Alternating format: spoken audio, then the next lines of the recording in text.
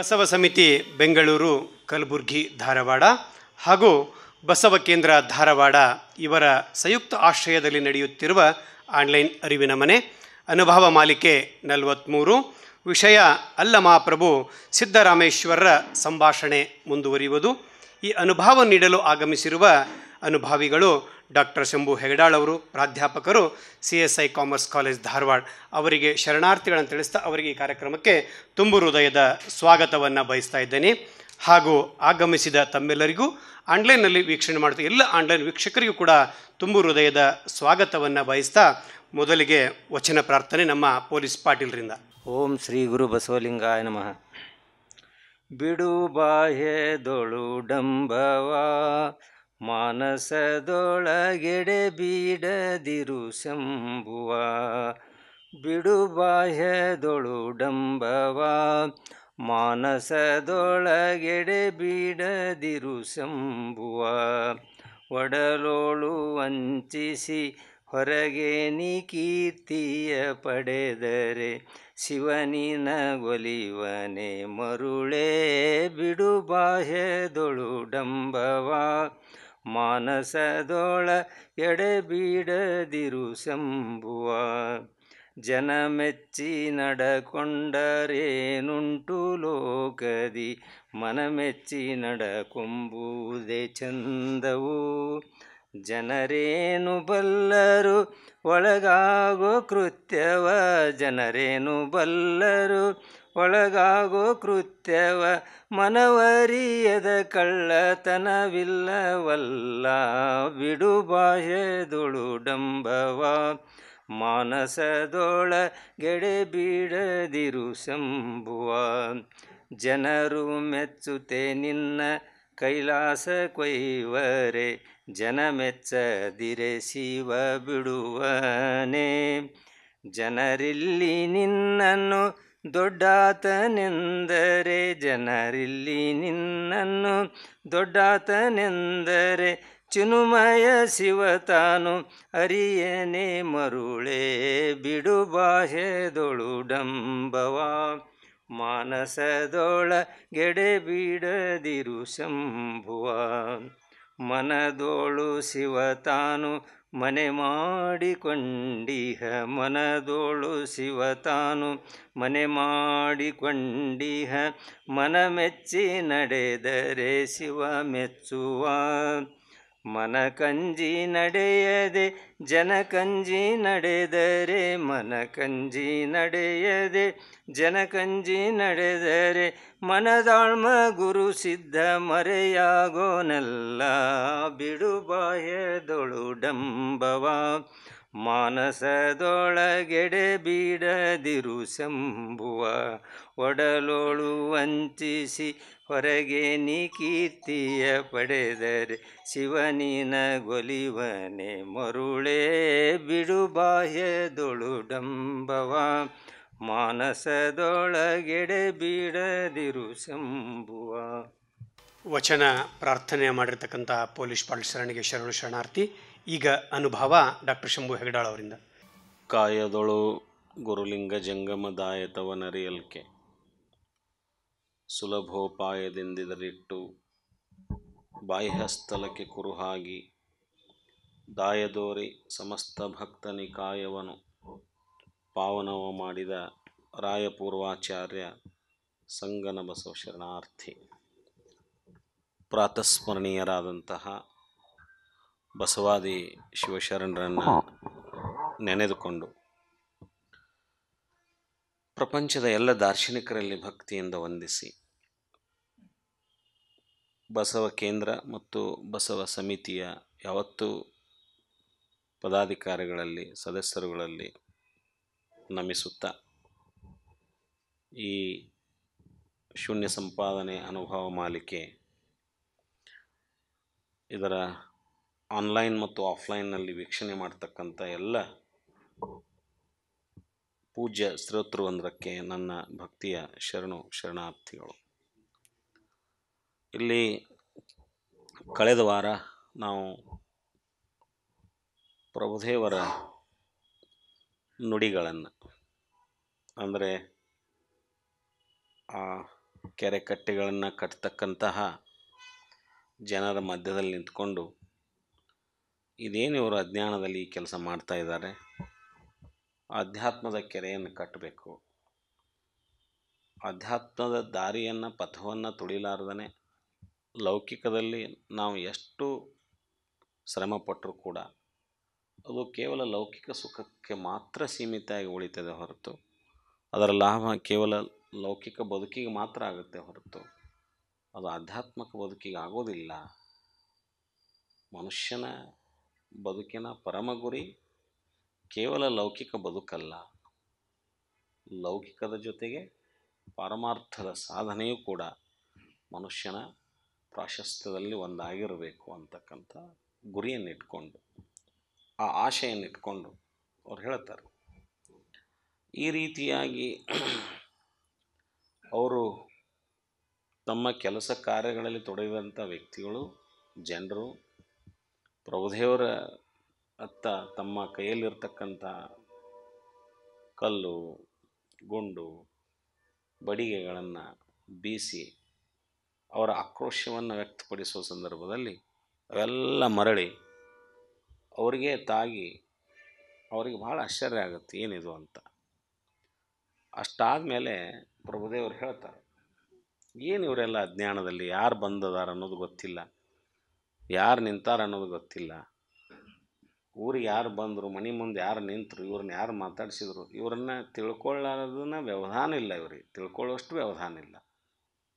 ಗುರುವೆಂದರಿಯರು, ಹಿರಿಯರೆಂದರಿಯರು, ದೇವರೆಂದರಿಯರು, ಭಕ್ತರೆಂದರಿಯರು, ಲಿಂಗವೆಂದರಿಯರು, ಜಂಗಮವೆಂದರಿಯರು, ಬಂದವರ ನರಿಯರು, ನಿಂದವರ ನಿಲವನರಿಯರು. ಇಷ್ಟು ಸ್ಪಷ್ಟವಾಗಿ ಹೇಳಿದರು. ನಾವು ಇದನ್ನು ಇಡೀ ಲೋಕಕ್ಕೆ ಬರೇ ಆ ಕೆರೆ ಕಟ್ಟೆಗಳನ್ನು ಗುಡಿ ಗೋಪುರಗಳನ್ನು ಕಟ್ತಕ್ಕಂಥ ವ್ಯಕ್ತಿಗಳಿಗೆ ಮಾತ್ರ ಹೇಳಿದಂಥ ಮಾತುಗಳಲ್ಲಿದು.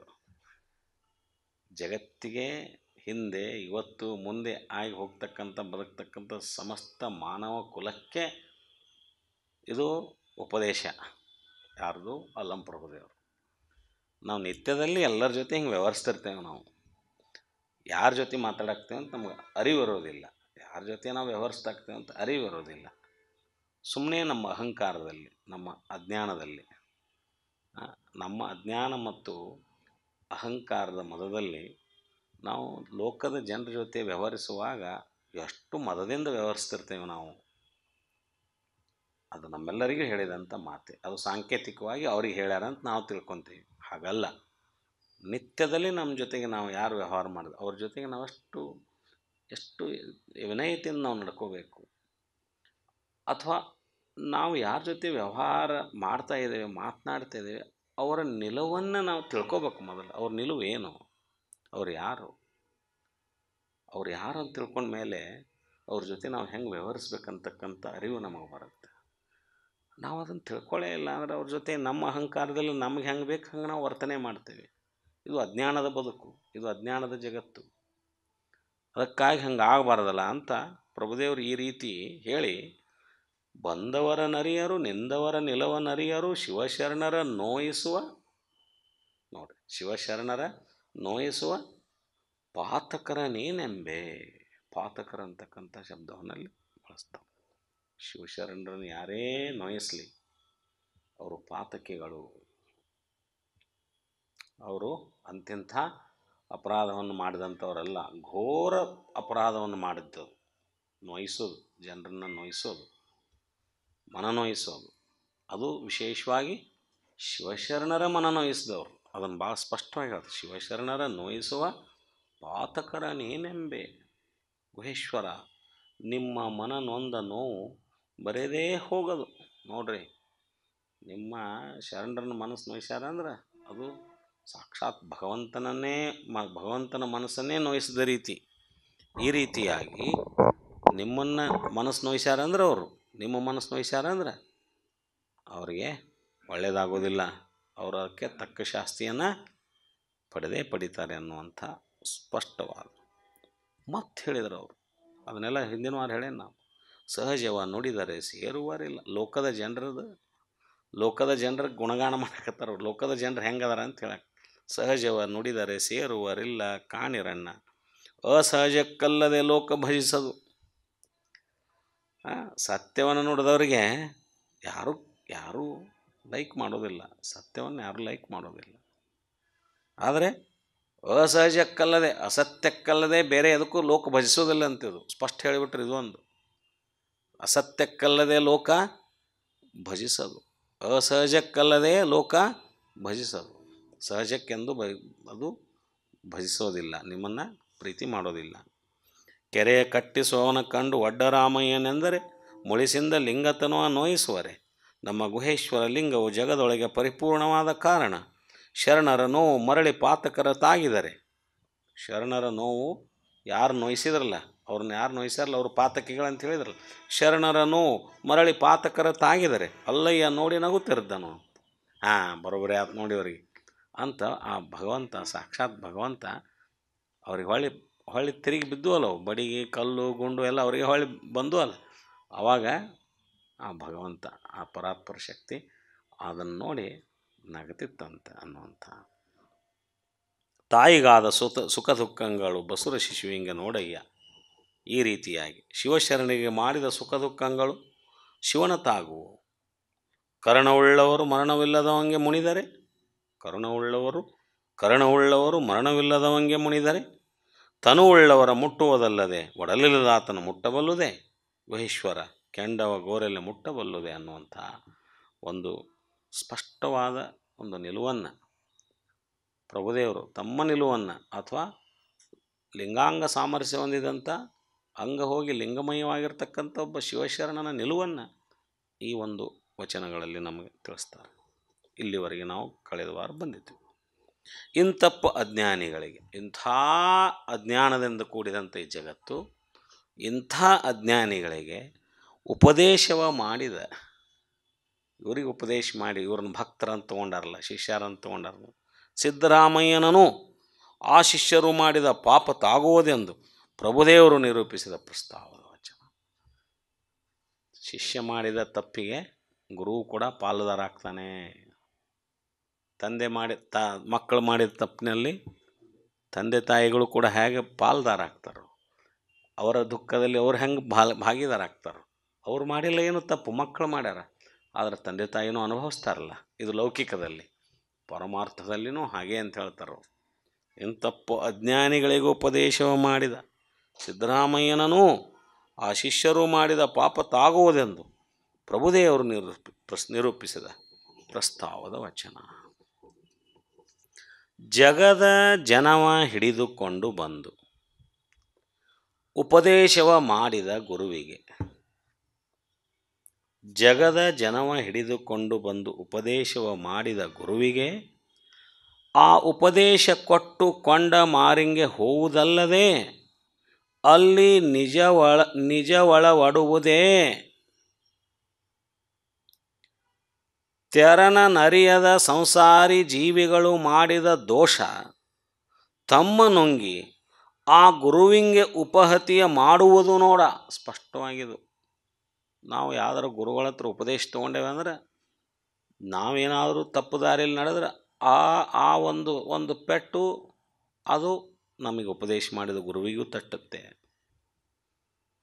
ಅನುಗ್ರಹಿಸಿದ ಗುರು, ಅನುಗ್ರಹಿಸಿ ತೆಗೆದುಕೊಂಡಂಥ ಶಿಷ್ಯ ಗುರುಪದೇಶ ತಗೊಂಡ ಮೇಲೆ ಆತ ಗುರು ಹೇಳಿದ ಹಾಗೆ ಗುರುವಿನ ಮಾರ್ಗದಲ್ಲಿ ಆಧ್ಯಾತ್ಮಿಕ ಮಾರ್ಗವನ್ನು ಯಾವ ಮಾರ್ಗವನ್ನು ತೋರಿದಾನೋ ಗುರು, ಆ ಮಾರ್ಗದಲ್ಲಿ ನಡೆದರೆ ಅನುಗ್ರಹ ಮಾಡಿದ ಗುರುವಿಗೂ ಕೀರ್ತಿ, ಶಿಷ್ಯನಿಗೂ ಕೀರ್ತಿ, ಭಕ್ತರಿಗೂ ಕೀರ್ತಿ. ಉಪದೇಶ ತಗೊಂಡ್ರು, ಅನುಗ್ರಹ ತಗೊಂಡ್ರು, ಅಥವಾ ಅವ್ರಿಗೆ ಏನೋ ಅನುಗ್ರಹ ಅನ್ರಿ, ಉಪದೇಶ ಅಂದರೆ ದೀಕ್ಷೆ ಏನೋ ಅನ್ರಿ, ಶಿಷ್ಯ ಗುರು ಅಂತಕ್ಕಂಥ ಸಂಬಂಧ ಏರ್ಪಟ್ಟ ಮೇಲೆ ಗುರುವಿನಷ್ಟೇ ಜವಾಬ್ದಾರಿ ಶಿಷ್ಯನ ಮೇಲೆ, ಶಿಷ್ಯನಷ್ಟೇ ಜವಾಬ್ದಾರಿ ಗುರುವಿನ ಮೇಲೆ. ಆ ಸಂಬಂಧನೇ ಭಾಳ ಶ್ರೇಷ್ಠವಾಗಿರ್ತಕ್ಕಂಥ ಸಂಬಂಧ. ಅದಕ್ಕೆ ಅವ್ರು ಹೇಳಿದರು, ಏನು ಹೇಳಿದರು ಅವರು? ಉಪದೇಶವ ಕೊಟ್ಟುಕೊಂಡ ಮಾರಿಂಗೆ ಹೋವುದಲ್ಲದೆ ಅಲ್ಲಿ ನಿಜವಳವಡುವುದೇ. ತೆರನ ನರಿಯದ ಸಂಸಾರ ಜೀವಿಗಳು ಮಾಡಿದ ದೋಷ ತಮ್ಮ ನುಂಗಿ ಆ ಗುರುವಿಂಗೆ ಉಪಹತಿಯ ಮಾಡುವುದು ನೋಡ. ಗುಹೇಶ್ವರ ಮುಂದಿನ ಸಾಲು ನೋಡ್ರಿ. ತಾನಿಟ್ಟ ಬೇತಾಳ ತನ್ನನೇ ತಿಂದರೆ ತಾನಿಟ್ಟ ಬೇತಾಳ ತನ್ನನೇ ತಿಂದರೆ ಬೇಕು ಬೇಡನಲುಂಟೆ. ಈ ಕಡೆ ಸಾಲು ಈಗ ಯಾಂತ್ರಿಕ ತನ್ನ ಯಾಂತ್ರಿಕ ಮಂತ್ರಶಕ್ತಿಯಿಂದ ಕೆಲವು ಬೇತಾಳಗಳನ್ನು ಮತ್ತೊಂದು ತನ್ನ ಕೈವಶ ಮಾಡಿಕೊಂಡಿರ್ತಾನಲ್ಲ, ತಾನಿಟ್ಟ ಬೇತಾಳ ಕೊನೆಗೊಂದು ದಿವಸ ಆ ಯಾಂತ್ರಿಕನ ಹೆಂಗೆ ನುಂಗಿ ಹೋಗ್ತಾವಲ್ಲವು, ಅದನ್ನು ಹೇಳ್ತಾರೆ ಇಲ್ಲ. ಅದನ್ನು ಆ ಆ ಆ ಬೇತಾಳದ ಕೈಯಲ್ಲೇ ಸಿಕ್ಕ ತನ್ನ ಅಂತ್ಯವನ್ನು ಹೆಂಗೆ ಕಾಣ್ತಾನ ಆತ, ಯಾರು ಯಾಂತ್ರಿಕ ಮಾಂತ್ರಿಕ. ಆ ರೀತಿ ಒಬ್ಬ ಒಬ್ಬ ಅರ್ಹನಲ್ಲದ ವ್ಯಕ್ತಿಯನ್ನು ಶಿಷ್ಯನನ್ನಾಗಿ ಮಾಡಿಕೊಂಡು ಭಕ್ತನನ್ನಾಗಿ ಮಾಡಿಕೊಂಡು ಆತನಿಗೆ ಉಪದೇಶ ಮಾಡಿದಾಗ ಆತ ಸರಿಯಾದ ಮಾರ್ಗದಲ್ಲಿ ನಡೆದೇ ಹೋದರೆ ಆವಾಗ ಆತನಿಂದ ಗುರುವಿಗೂ ಕೂಡ ಏನೋ ಅಪಕೀರ್ತಿ ಅಂತಕ್ಕಂಥ ಒಂದು ಸಂದೇಶವನ್ನು ಈ ವಚನದಲ್ಲಿ ಕೊಡ್ತಾರೆ. ಅವರು ಏನು ಕೊಡ್ತಾರೆ ಇಲ್ಲಿ ಅಂದರೆ, ಮಾನವನ ಜೀವನದ ಮೂಲ ಗುರಿಯಾದ ಶಿವಸಾಮರಸ್ಯ, ಮಾನವನ ಬದುಕಿನ ಮೂಲ ಗುರಿಯ ಹೇಳಿದ ಶಿವಸಾಮರಸ್ಯ, ಶಿವೈಕ್ಯವಾಗುವುದು, ಲಿಂಗಾಂಗ ಸಾಮರಸ್ಯವನ್ನು ಪಡೆಯುವುದು ಮತ್ತು ಅದರಿಂದ ಆ ಲಿಂಗಾಂಗ ಸಾಮರಸ್ಯದ ಸುಖವನ್ನು ಹೊಂದೋದು, ಇದು ಪ್ರತಿಯೊಬ್ಬ ಮಾನವನಿಗೆ ಇರಬೇಕಾದಂಥ ಆಕಾಂಕ್ಷೆ. ಆದರೆ ದುರ್ದೈವಶಾತ್ ನಮಗದಿಲ್ಲ.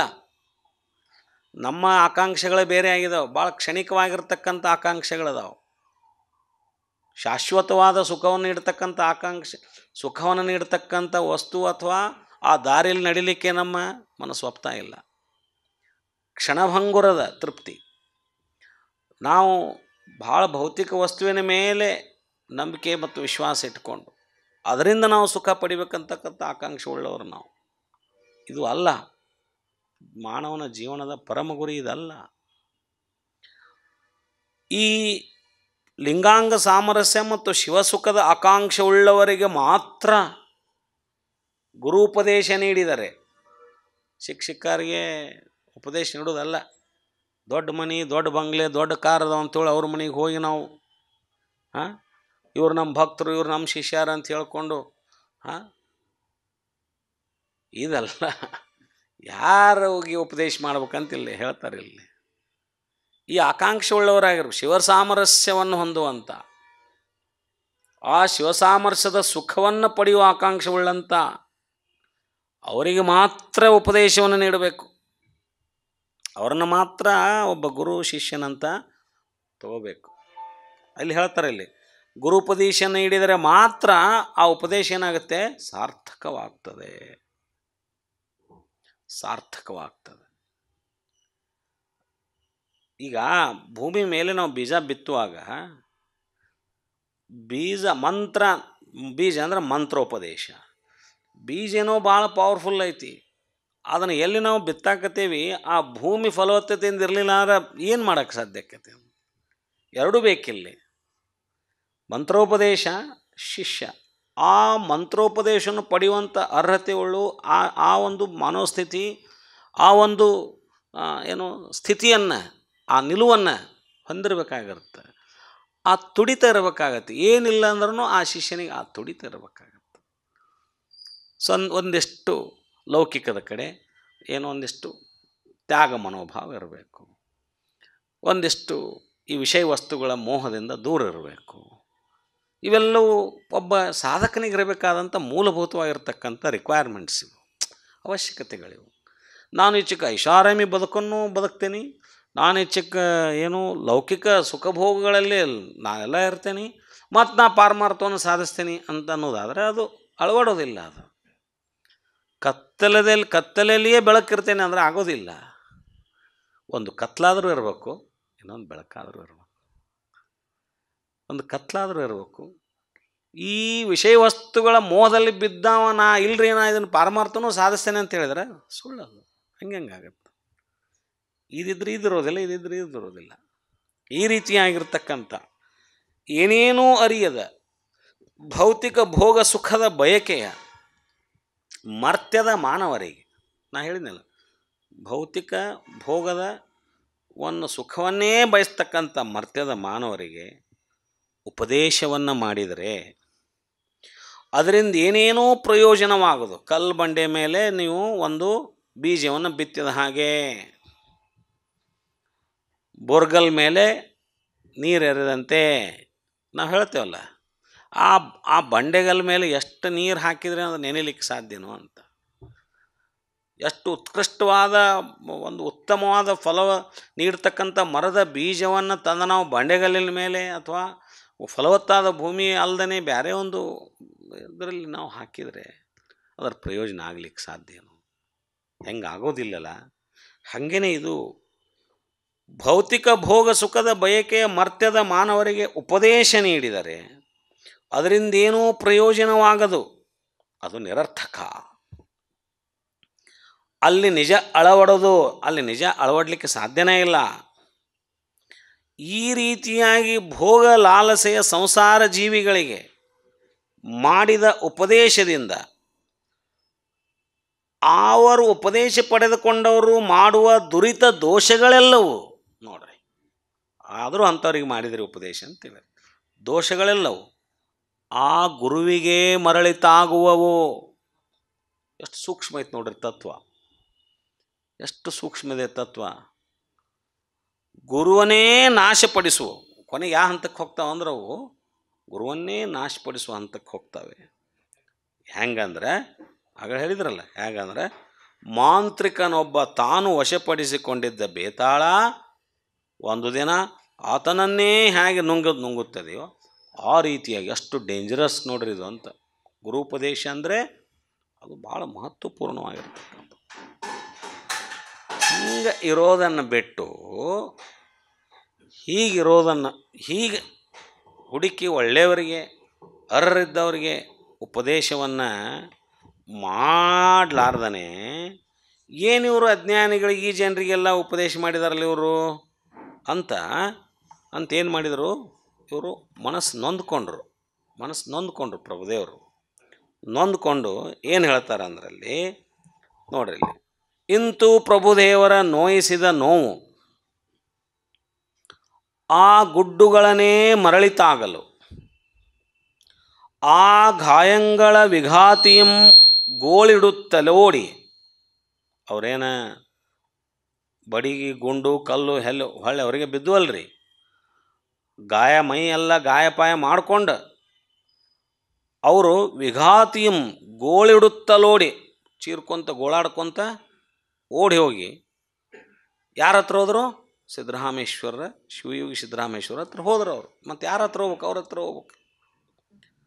ಸಿದ್ದರಾಮಯ್ಯ ದೇವರಿಗೆ ಮೊರೆಯಿಟ್ಟು ದೂರೆ ದೇವ ಆವನೋರ್ವ ಇಂದ್ರಜಾಲಕನು. ಅವ್ರೇನಂತ ಕರೆದ್ರು? ಇಂದ್ರಜಾಲದ ಮನುಷ್ಯ ಬಂದಾನ, ಇಲ್ಲಿ ಒಬ್ಬ ಅವನು ಮಾಂತ್ರಿಕ ಮನುಷ್ಯ ಬಂದಾನ. ಅದನ್ನೆಲ್ಲ ಕತೆ ಹೇಳಿದ್ರು ಅವರು.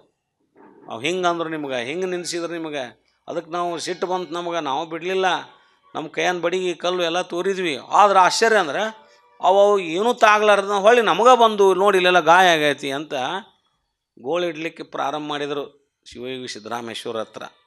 ಮೊರೆಯಿಟ್ಟು ದೂರೆ ದೇವಾ ಅವನವರು ಇಂದ್ರಜಾಲಕನು ನಿಮ್ಮನ್ನು ಬಾಯಿಗೆ ಬಂದಂತೆ ನಿಂದಿಸುತ್ತಿರಲು ನಾವೆಲ್ಲರೂ ಗುರುನಿಂದೇ ಕೇಳಿ ಸುಮ್ಮನೇ ಇರಬಾರದೆಂದು ಕಲ್ಲು ಗುಂಡುಗಳನ್ನಿಟ್ಟು ನೋಯಿಸಲು. ನಾವು ಗುರುನಿಂದೆಯನ್ನು ಈ ಕಿವಿಯಿಂದ ಕೇಳಲಿಕ್ಕೆ ಆಗೋದಿಲ್ಲ ಅಂತೇಳಿದು ನಮಗೆ ತಡ್ಕೊಳ್ಳೋಕ್ಕಾಗಲಿಲ್ಲ.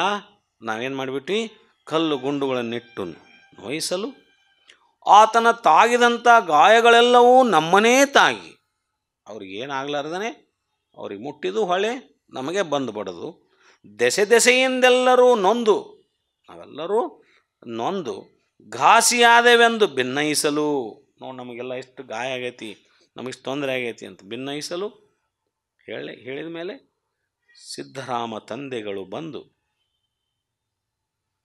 ಈತನು ಪ್ರಭುದೇವರೆಂದು ವಿಚಾರಿಸಿ ನೋಡದೆ, ಅವರಾದರೂ ಯಾರಪ್ಪ ಇವ್ರು ಬಂದವರು ಅಂತ ವಿಚಾರಿಸ್ಬೇಕಾಗಿತ್ತು. ಈ ರೀತಿ ಬಂದಾರ ಅಂದ್ರೆ ಇವ್ರು ಯಾರೋ ಮಹಾತ್ಮರು ಇರೋದಂತ ಯಾಕೋ ವಿಚಾರ ಮಾಡಬೇಕಾಗಿತ್ತು. ಭಕ್ತರೆಲ್ಲರೂ ಹಿಂಗೆ ಗೋಳ ತೋಡ್ಕೊಂಡು ಬಂದ ತಕ್ಷಣ ಅವರಿಗೆ ಆ ಕಡೆ ಗಮನ ಹರಿಲಿಲ್ಲ. ವಿಚಾರಿಸಿ ನೋಡದೆ ಕ್ರೋಧಕ್ಕೆ ಮನವನ್ನೆಡೆಗೊಟ್ಟು, ಸಿಟ್ಟಿಗೆ ತಮ್ಮ ಮನವನ್ನೆಡೆಗೊಟ್ಟು ಆ ಗುಡ್ಡುಗಳ ನೋವೇ ತನ್ನ ನೋವಾಗಿ ಕೈಕೊಂಡು. ನೋಡ್ರಿ, ಅವ್ರೇನು ಬಂದು ಹೇಳಿದ್ರಲ್ಲ, ಅವ್ರ ನೋವೆಲ್ಲ ಸಾಕ್ಷಾತ್ ಸಿದ್ದರಾಮೇಶ್ವರ ನೋವೇ ಅಂತ ತಿಳ್ಕೊಂಡು ತನ್ನ ನೋವೇ ಕೈಕೊಂಡು ನುಡಿವ ಪ್ರಸ್ತಾವದ ವಚನ ಸಿದ್ದರಾಮೇಶ್ವರ ಹೇಳ್ತಾರೆ. ಈಗ ಇಷ್ಟೊತ್ತನ ಪ್ರಭುದೇವರು ಮಾತನಾಡಿದರು, ಯಾರೂ ಮಾತಾಡಿಲ್ಲ ಅವ್ರ ನಡಕ್ಕೆ. ಅವ್ರು ಬಂದರು, ಅವ್ರನ್ನ ಕೇಳಿದರು, ಅವ್ರಿಗೆ ಅಂದರು, ಹೊಳ್ಳಿ ಅವರಿಗೆ ಅವರು ಏನು ಮಾಡಿದರು, ಹಲ್ಲೆ ಮಾಡಲಿಕ್ಕೆ ಹೋದರು. ಹೊಳ್ಳಿ ಇವರಿಗೆ ಬಂದು ಇವರು ಹೊಳ್ಳಿ ಸಿದ್ದರಾಮೇಶ್ವರ ಹತ್ರ ಬಂದು ಆದ ಘಟನೆಯನ್ನೆಲ್ಲ ಸವಿಸ್ತಾರವಾಗಿ ಅವರು ಹೇಳಿದರು. ಹೇಳಿದ ಆ ಕ್ಷಣಕ್ಕೇ ಸಿದ್ದರಾಮ ತಂದೆಗಳು ಕ್ರೋಧವನ್ನು ತಮ್ಮ ಮನಕ್ಕೆಡೆಗೊಟ್ಟು, ಇಲ್ಲಿ ಎಷ್ಟು ಶಬ್ದ ಎಷ್ಟು ಚಂದ ಬಳಸ್ತಾರೆ ಅವರು, ವಿಚಾರಿಸಿ ಈತನು ಪ್ರಭುದೇವರೆಂದು ವಿಚಾರಿಸಿ ನೋಡದೆ ಕ್ರೋಧಕ್ಕೆ ಮನವನೆಡೆಗೊಟ್ಟು ಆ ಗುಡ್ಡುಗಳ ನೋವೇ ತನ್ನ ನೋವಾಗಿ ಕೈಕೊಂಡು ನುಡಿಯುವ ಪ್ರಸ್ತಾವದ ವಚನ. ಏನು ಹೇಳಿದರು? ಎಲೆ ಅಯ್ಯ ನಿಮ್ಮವರ ನೋವೇ ಎನ್ನ ನೋವು ನೋಡು, ಕಂಡು ಕಂಡು ಸೈರಿಸಲಾರೆ ನೋಡಯ್ಯ, ನಿಮ್ಮವರೊಡನೆ ವರಸೊರಸಾಗಿಪ್ಪವರ ಕಂಡರೆ ನಾನವರಿಗೆ ಮುನಿವೆ ನೋಡ, ಕಪಿಲ ಸಿದ್ಧ ಮಲ್ಲಿನಾಥ ನೀನವರ ಲಿಪ್ಪೆಯಾಗಿ. ಏನು ಹೇಳ್ತಾರೆ ಇವರು? ನೋಡ್ರಿ, ಎಂಥ ಅಭಿಮಾನ ಅವ್ರ ಭಕ್ತರ ಮೇಲೆ. ಇವರ ಅಭಿಮಾನ ಎಷ್ಟು ನೋಡ್ರಿ, ಅವ್ರ ಭಕ್ತರ ಮೇಲೆ. ಇದು ಗುರುವಿನ ಒಂದು ಕರ್ತವ್ಯದ ದಾರಿನೇ, ಕರ್ತವ್ಯದ ಭಾಗವೇ, ಗುರುವಿನ ಒಂದು ಕರ್ತವ್ಯದ ಭಾಗವೇ. ನಮ್ಮ ಶಿಷ್ಯರಲ್ಲಿ ಬಂದು ಅವರು ತಮ್ಮ ಪಾಡಿಗೆ ತಾವು ಸಾಮಾಜಿಕ ಕಾರ್ಯಗಳಲ್ಲಿ ತೊಡಕೊಂಡು ಅವರು ಕಾಯಕವನ್ನು ಮಾಡ್ಕೊಂಡಿದ್ದವರು. ಅವ್ರ ಪಾಡಿಗೆ ಅವ್ರಿಗಿದ್ದವ್ರನ್ನ ಇವರು ಬಂದು ಏನೋ ಅಂದು, ಅವ್ರಿಗೆ ಅನ್ನೋದಲ್ಲ ನನಗೇನೋ ಮಾತಾಡಿ, ಅವ್ರ ಅಜ್ಞಾನದಲ್ಲಿ ಅವ್ರಿಗೇನೋ ಏನೋ ಮುಂದೆ ಹೋದರೆ ಹೊಳ್ಳಿ ಅವ್ರಿಗೇನೆ ಗಾಯಗೊಳಿಸಿದಂಥ ವ್ಯಕ್ತಿ. ಅದಕ್ಕೆ ಹೇಳಿದ್ರು ಅವರು, ಇವ್ರಿಗೆ ಭಾಳ ಕ್ರೋಧ ಬಂದುಬಿಡ್ತು. ಸಿದ್ದರಾಮೇಶ್ವರಿಗೆ ಭಾಳ ಕ್ರೋಧ ಬಂತು. ಕ್ರೋಧ ಬಂದು ಏನು ಹೇಳಿದರು? ಎಲೆ ಶಿವನೇ ನಿಮ್ಮ ಭಕ್ತರ ನೋವೇ ಎನ್ನ ನೋವು. ಸಾಕ್ಷಾತ್ ಭಗವಂತನಿಗೆ ಅಡ್ರೆಸ್ ಮಾಡ್ತಾರೆ ಅವರು, ಬೇರೆ ಯಾರಿಗೆ ಹೇಳೋದಿಲ್ಲ. ಎಲೆ ಶಿವನೇ ಎನ್ನ ಭಕ್ತರ ನೋವೇ ಎನ್ನ ನೋವು, ಅವರ ನೋವನ್ನು ಕಂಡು ಕಂಡು ಸಹಿಸಿಕೊಳ್ಳಲಾರೆನು ನಾನೆಂದೂ ಸಹಿಸಿಕೊಳ್ಳೋದಿಲ್ಲ. ಅವರ ನೋವನ್ನು ನಾನು ಸಹಿಸ್ಕೊಳ್ಳೋದಿಲ್ಲ. ನಿಮ್ಮ ಭಕ್ತರನ್ನು, ಅವರು ನನ್ನ ಭಕ್ತರನ್ನಂಗಿಲ್ಲ, ಅವರು ಎಲೆ ಶಿವನೇ ನಿಮ್ಮ ಭಕ್ತರು, ಅವರ ನೋವೇ ನನ್ನ ನೋವು, ಅವರ ನೋವನ್ನು ಕಂಡು ಕಂಡು ಸಹಿಸಿಕೊಳ್ಳಲಾರೆನು. ನಿಮ್ಮ ಭಕ್ತರೊಂದಿಗೆ ಘರ್ಷಣೆಯಿಂದ ವರ್ತಿಸುವವರನ್ನು ಕಂಡರೆ, ನಿಮ್ಮ ಭಕ್ತರೊಡನೆ ನೋಡ್ರಿ, ಘರ್ಷಣೆಯಿಂದ ವರ್ತಿಸುವವರನ್ನು ಕಂಡರೆ ನಾನು ಕೋಪಗೊಳ್ಳುವೆನೋ ಹೇಳ್ತಾರೆ ಅವರು. ಭಗವಂತನಿಗೆ ಅಡ್ರೆಸ್ ಮಾಡಿ ಹೇಳಾಕ್ತಾರೆ ಅವ್ರು. ನೋಡಿ ಹಿಂಗಾಗೈತಿ, ನಾ ಇನ್ನು ಸುಮ್ಮನಿರಂಗಿಲ್ಲ, ನಾನು ಕೋಪಗೊಳ್ಳುತ್ತೇನೆ. ಏಕೆಂದರೆ ಯಾಕೆ? ನಿಮ್ಮ ಭಕ್ತರಲ್ಲಿಯೇ ನೀನಿರುವ ಕಾರಣ, ನಿಮ್ಮ ಭಕ್ತರಲ್ಲೇ ನೀನಿರುವ ಕಾರಣ, ಅದು ಸತ್ಯವಾದ ಕಾರಣ. ಅದು ನಿಮ್ಮ ಜೊತೆ ಘರ್ಷಣೆಗಿಳದಂಗೆ, ಭಕ್ತರ ಜೊತೆಗೆ ಅಲ್ಲದು, ಅದು ಸಾಕ್ಷಾತ್ ನಿಮ್ಮ ಜೊತೆಗೇ ಘರ್ಷಣೆಗಿಳದಂಗೆ ಅದು. ಹೀಗಾಗಿ ನಾನು ಅವ್ರ ಮೇಲೆ ಕೋಪಗೊಳ್ಳೋದು ಸಹಜ. ಯಾಕಂದರೆ ನಿಮ್ಮ ಭಕ್ತರನ್ನ ನೋಯಿಸಿದ್ದಾರೆ, ಅದು ನಿಮ್ಮನ್ನೇ ನೋಯಿಸ್ದಂಗೆ. ಆಗಲೇ ಪ್ರಭುರು ಹೇಳಿದ್ರಲ್ಲ, ಶಿವಶರಣನ ನೋಯಿಸಿದವರು ಅಂದರೆ ಸಾಕ್ಷಾತ್ ಶಿವನನ್ನೇ ನೋಯಿಸ್ದಂಗೆ ಅಂತ ಅವ್ರು ಹೇಳಿದರು. ಇವ್ರ ಭಾವ, ಇವರ ಭಾವದಲ್ಲಿ ಆ ಭಕ್ತರೆಲ್ಲರೂ ಇವರಿಗೆ ಶಿವನ ಭಕ್ತರು. ಮತ್ತು ನಿಮ್ಮನ್ನು ನೋಯಿಸಿರ ಅಂದ್ರೆ, ಅವ್ರನ್ನ ನೋಯಿಸಿರ ಅಂದ್ರೆ ಸಾಕ್ಷಾತ್ ಶಿವನನ್ನು ನೋಯಿಸ್ದಂಗೆ. ಇವರ ದಾರಿಯಲ್ಲಿ ಇವರು ಸರಿ, ಅವರ ದಾರಿಯಲ್ಲಿ ಅವರು ಸರಿ. ಈಗ ಪ್ರಭುದೇವರ ಮನಸ್ಸು ನೋಯಿಸಿದ್ದಕ್ಕೆ ನಿಮ್ಮ ಶಿವಶರಣನ ನೋಯಿಸಿದವರು ಪಾತಕಿಗಳಂತ ಪ್ರಭುದೇವ. ಯಾಕಲ್ಲಿ ಸಾಕ್ಷಾತ್ ಭಗವಂತನ ಶಿವಶರಣರಲ್ಲಿ. ಸಿದ್ದರಾಮೇಶ್ವರರು ಏನು ತಿಳ್ಕೊಂಡಾರ? ಅವರೆಲ್ಲ ಸಾಮಾನ್ಯ ಕಾರ್ಯಕರ್ತರಲ್ಲ, ಅವ್ರು ಕಾರ್ಮಿಕರಲ್ಲ. ಅವರು ಗುರುಪದೇಶ ಪಡೆದುಕೊಂಡು ಶಿವನ ಸೇವೆಯಲ್ಲಿ ಇದ್ದಂಥವ್ರವರು. ಸಾಕ್ಷಾತ್ ಶಿವನೇ ಅವರಲ್ಲಿದ್ದಾನೆ, ಅವರೇ ಶಿವಸ್ವರೂಪಿಗಳು ಅಂತಕ್ಕಂಥ ಭಾವಿಸಿದವರು ಯಾರು? ಸಿದ್ದರಾಮೇಶ್ವರರು. ಹೀಗಾಗಿ ಅವರನ್ನು ನಿಂದನೆ ಮಾಡಿದ್ದಾರೆ, ಅವರನ್ನು ಘಾಸಿಗೊಳಿಸಿದ್ದಾರೆ. ಅಂದರೆ ಅದು ಸಾಕ್ಷಾತ್ ಶಿವನನ್ನೇ ಘಾಸಿಗೊಳಿಸ್ದಂಗೆ. ಶಿವನನ್ನೇ ಘಾಸಿಗೊಳಿಸಿದರೆ ನಾನು ಸುಮ್ಕೊಳ್ಲಿಕ್ಕೆ ಆಗೋದಿಲ್ಲ ಅನ್ನುವಂಥ ನಿರ್ಧಾರಕ್ಕೆ ಯಾರು ಬಂದರು? ಸಿದ್ದರಾಮೇಶ್ವರ ಬಂದರು ಎಂದು ಸಿದ್ದರಾಮರು ಗುಡುಗಿದರು. ತಾನು ಯೋಗ ಸಿದ್ಧಿಯಲ್ಲಿ ಪಡೆದ ತಾನು ಯೋಗಸಿದ್ಧಿಯಲ್ಲಿ ಪಡೆದ ಕೋಪಾಗ್ನಿಯುಕ್ತವಾದ ಹಣೆಗಣ್ಣ ತೆಗೆದು, ಅವಾಗ ಅವ್ರು ಏನು ಮಾಡಿಬಿಟ್ರು, ಅವರ ಕೋಪಾಗ್ನಿಯುಕ್ತವಾಗಿರ್ತಕ್ಕಂಥ ಯೋಗಸಿದ್ಧಿಯನ್ನು ಪಡೆದುಕೊಂಡಂಥ ಹಣೆಗಣ್ಣನ್ನು ಅವರು ಏನು ಮಾಡಿಬಿಟ್ರು, ತೆರೆದರು ಅಂತಕ್ಕಂಥ. ತೆರೆದು ಆಮೇಲೆ ನುಡಿತಾರೆ. ಹಣೆಗಣ್ಣನ್ನು ತೆರೆದು ಮತ್ತೆ ನುಡಿತಾರೆ. ಏನು ನುಡಿತಾರೆ? ಕೋಪದಲ್ಲಿ ನುಡಿಯುವಂಥ ಕೋಪಾಗ್ನಿ ಅದು ಹಣೆಗಣ್ಣ ರೂಪವಾಗಿ ತೆರೆದ ಮೇಲೆ ಅದು ಯಾವ ರೀತಿ ಗಂಭೀರವಾಗಿ ಯಾವ ಪರಿಣಾಮ ಬೀರಿರಬೇಕು ಆ ಸಂದರ್ಭದಲ್ಲಿ ಯಾರು ಸಿದ್ದರಾಮೇಶ್ವರ್ ಈ ರೀತಿ ಇಂತೂ ಕ್ರೋಧಿಸಿ, ಇಂತು ಎಲೆಯ್ಯ ನಿಮ್ಮವರ ನೋವೇ ಎನ್ನ ನೋವು ನೋಡ, ಕಂಡು ಕಂಡು ಸೈರಿಸಲಾರೆ ನೋಡಯ್ಯ, ನಿಮ್ಮವರೊಡನೆ ವರಸೊರ ಸಾಗಿಪ್ಪವರ ಕಂಡರೆ ನಾನವರಿಗೆ ಮುನಿವೆ ನೋಡ, ಕಪಿಲ ಸಿದ್ಧ ಮಲ್ಲಿನಾಥ ನೀನವರ ಲಿಪ್ಪೆಯಾಗಿ ಎಂತೂ ಕ್ರೋಧಿಸಿ ಸಿದ್ದರಾಮಯ್ಯ ದೇವರು ನೊಸಲ ಕಣ್ಣ ತೆಗೆವ ಪ್ರಸ್ತಾವದ ವಚನ. ಕಣ್ಣು ತೆಗೆದುಬಿಟ್ರು. ಎಕ್ಕೆ ವಿಂಡುಗಳೆಂಬುವರ ಮುಕ್ಕಣ್ಣ ನಿಮ್ಮ ಗಣಗಳು ಬತ್ತಿದ ಕೆರೆಗೆ ಬಾಯ ಬಿಟ್ಟಂತೆ ಮೊರೆ ಇಟ್ಟು ಬರಲು, ಹೊತ್ತಿದ ಅಂಗಾಲ ಕಿಚ್ಚು ನೆತ್ತಿಯ ಮುಟ್ಟಿದಡೆ, ಹೊತ್ತಿದ ಅಂಗಾಲ ಕಿಚ್ಚು ನೆತ್ತಿಯ ಮುಟ್ಟಿದರೆ ಚಕ್ಕನೇ ಕಪಿಲ ಸಿದ್ಧ ಮಲ್ಲಿನಾಥ ನೊಸಲ ಕಣ್ಣ ತೆಗೆದನು. ಏನಿದು? ಎಕ್ಕೆ ವಿಂಡುಗಳೆಂಬುವರು ಮುಕ್ಕಣ್ಣ. ಎಕ್ಕೆ ವಿಂಡುಗಳೆಂಬುವರು ಮುಕ್ಕಣ್ಣ ಅಂತಂದರೆ ಕೆರೆ ದೇಗುಲ ಕಟ್ಟುವ ಕೆಲಸದಲ್ಲಿ ನಿರತರಾಗಿ ಪ್ರಭುದೇವರನ್ನು ಗಾಯಗೊಳಿಸಲು ತಾವೇ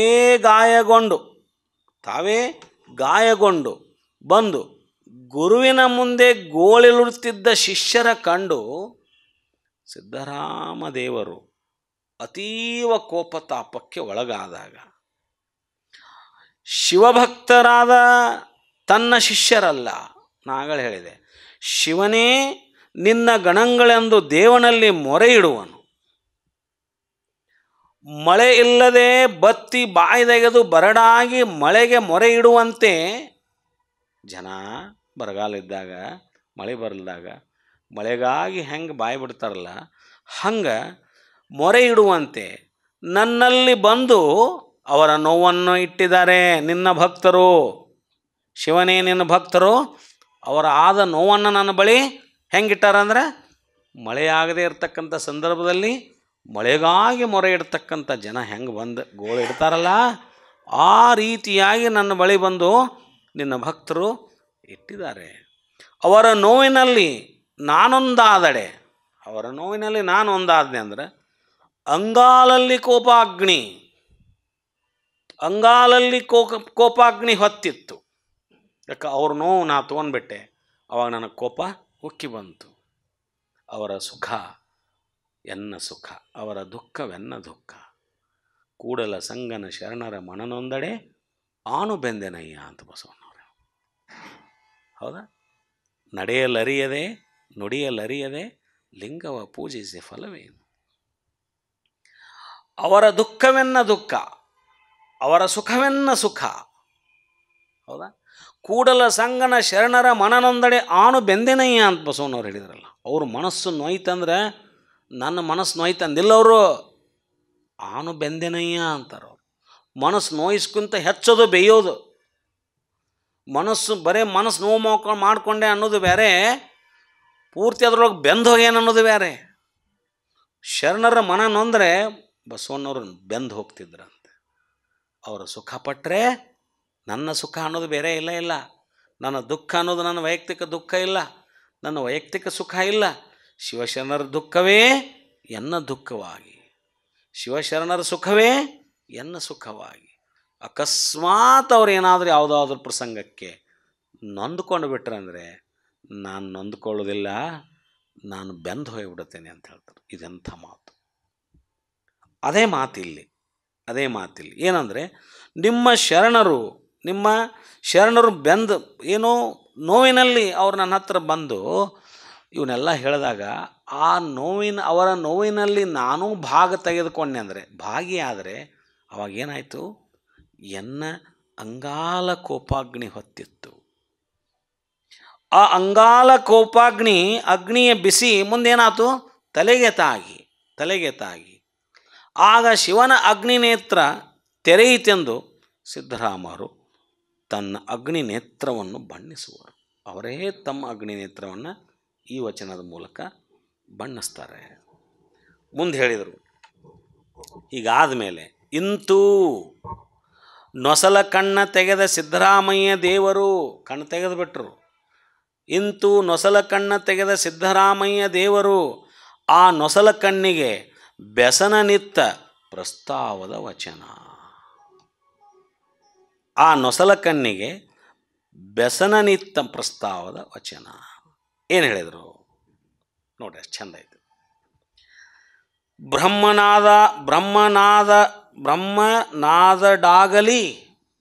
ಬ್ರಹ್ಮನಾದಡಾಗಲಿ ವಿಷ್ಣುವಾದಡಾಗಲಿ ಇಂದ್ರನಾದಡಾಗಲಿ ಚಂದ್ರನಾದಡಾಗಲಿ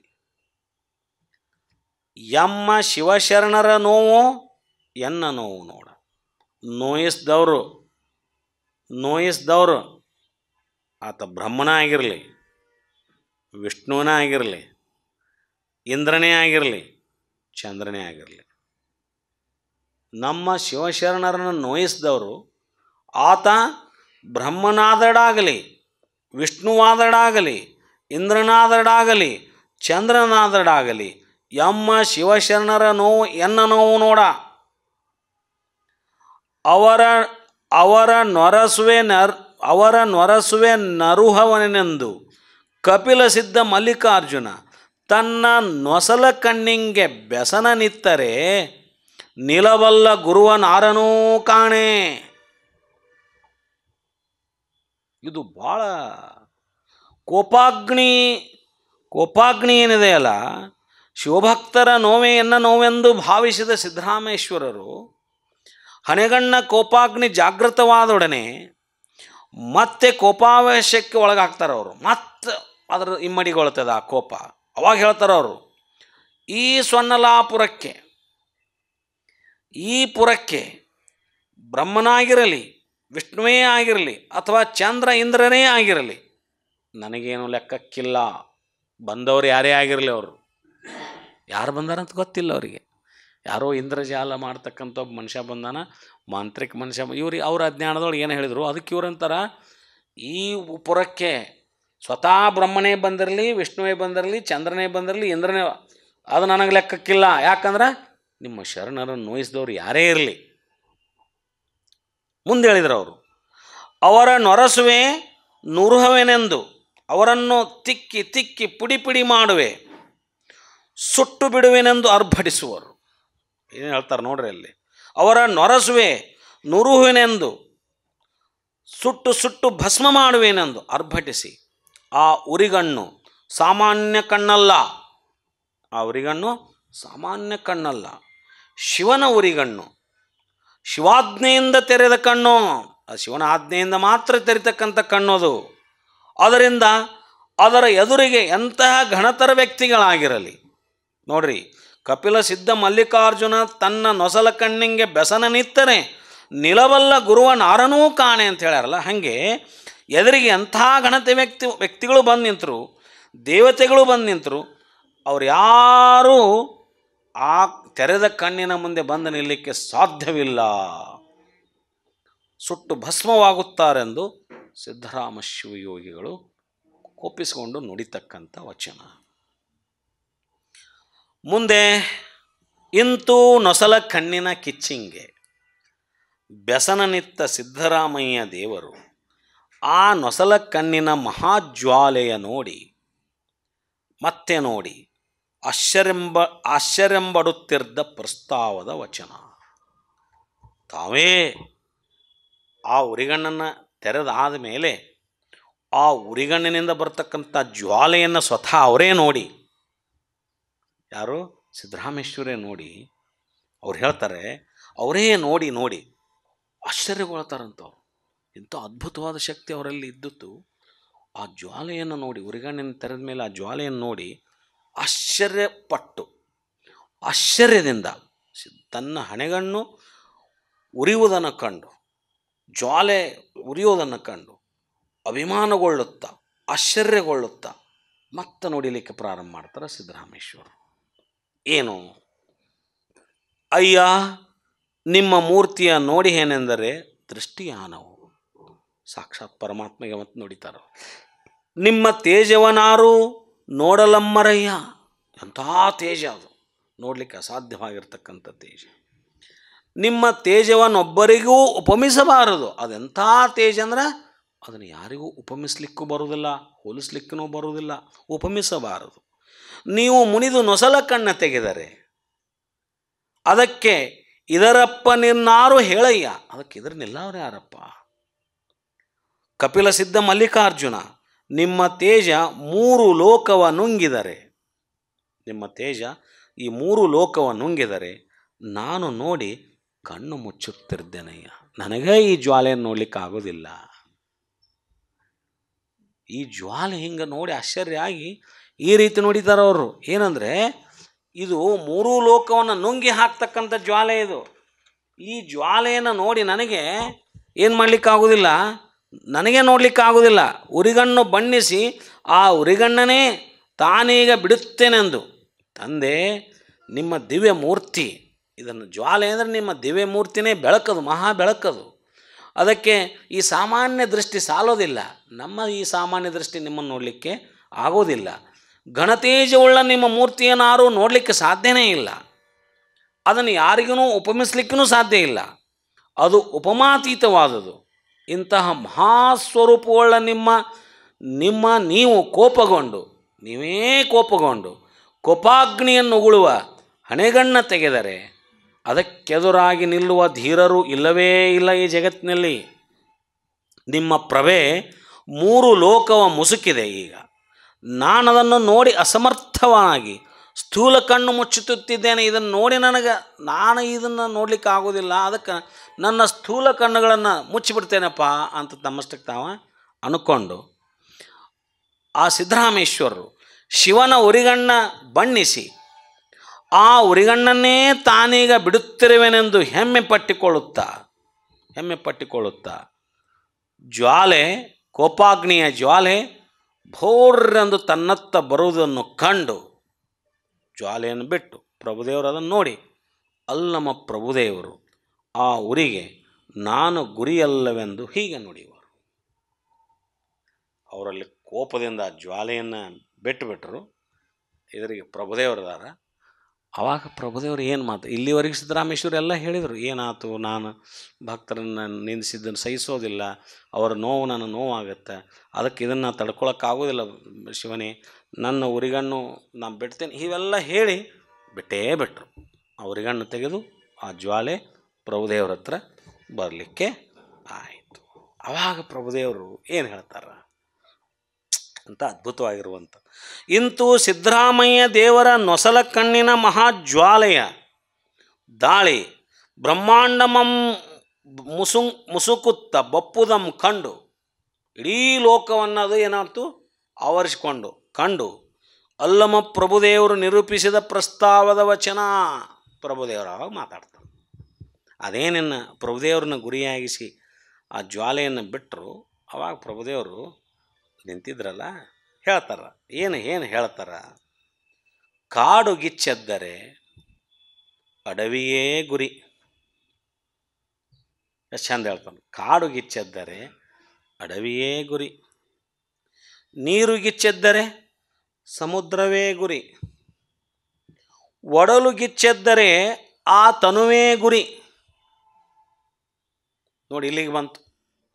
ಒಡಲು ಗಿಚ್ಚೆದ್ದರೆ ಆ ತನುವೇ ಗುರಿ, ಕಾಲಾಗ್ನಿಯದ್ದರೆ ಲೋಕಂಗಳೇ ಗುರಿ. ಮುಂದೆ ಹೇಳಿದರು ನೋಡ್ರಿ, ಇವು 4 ಮುಂದೆ ಹೇಳಿದರು.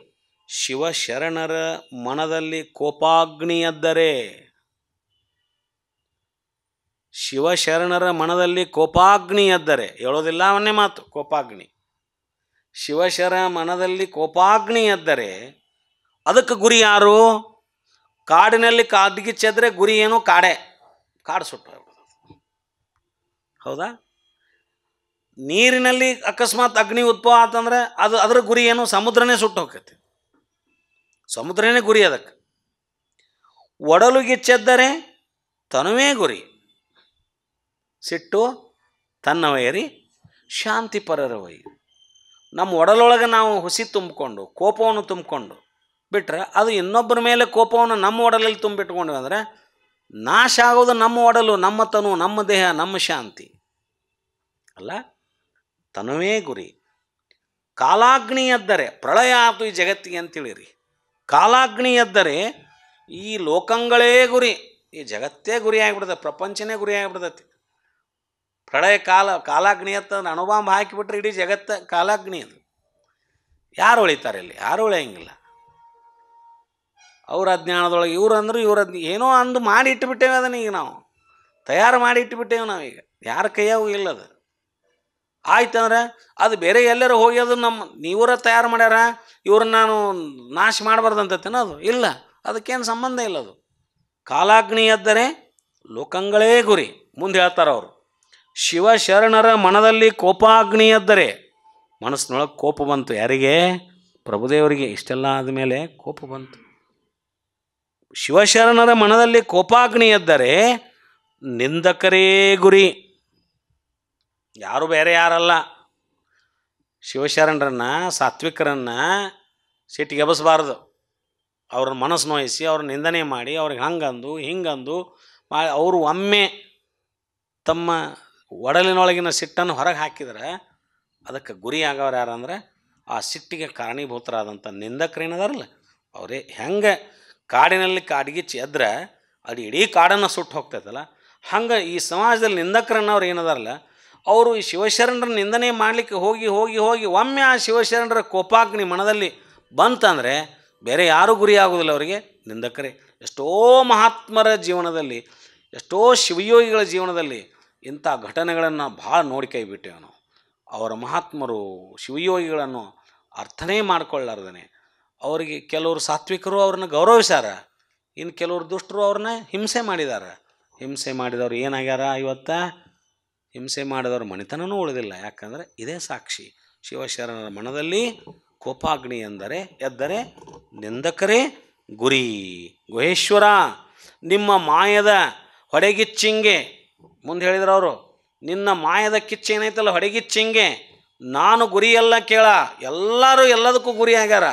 ಕಾಡಿನ ಬೆಂಕಿಗೆ ಕಾಡು ಗುರಿ ಆದ್ರೆ, ನೀರಿನೊಳಗಿನ ಬೆಂಕಿಗೆ ಸಮುದ್ರ ಗುರಿ ಆದ್ರೆ, ಮನಸ್ಸಿನೊಳಗಿನ ಬೆಂಕಿ ಕೋಪಕ್ಕೆ ತನು ಗುರಿ ಆದ್ರೆ, ಹೌದಾ, ಇವೆಲ್ಲ ಗುರಿ ಆದರೂ ಈ ಮಾಯೆ ಕಿಚ್ಚೇನೈತಲ್ಲ, ಈ ಮಾಯೆ ಕಿಚ್ಚೇನೈತಲ್ಲ, ನಿಮ್ಮ ಮಾಯದ ಹೊಡೆಗಿಚ್ಚಿಂಗೆ ನಾನು ಗುರಿಯೆಲ್ಲ ಕೇಳ. ಇದು ನನಗೆ ಹತ್ತಂಗಿಲ್ಲ. ಇದು ಜ್ವಾಲೆ ಬಂದ್ಗಳ ಕುಂತು ನಿಂತು ಹೇಳಕತ್ತಾರ ಅವ್ರು, ಹೇ ಇದು ನನಗೇನು ಮಾಡ್ಲಿಕ್ಕೆ ಸಾಧ್ಯ ಇಲ್ಲ, ಇದು ಎಲ್ಲರೇ ನನಗೇನು ಮಾಡ್ಲಿಕ್ಕೆ ಸಾಧ್ಯ ಇಲ್ಲ ಅನ್ನೋಂಥ ಅಂಥ ಮಾತಿದು.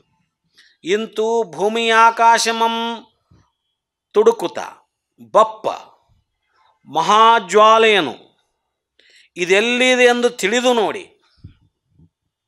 ನೋಡ್ತಾರೆ ಈ ಜ್ವಾಲೆ ಎಲ್ಲಿಂದ ಅಂತ ಅವ್ರ ಜ್ಞಾನ ದೃಷ್ಟಿಯಿಂದ ತಿಳಿದು ನೋಡಿ.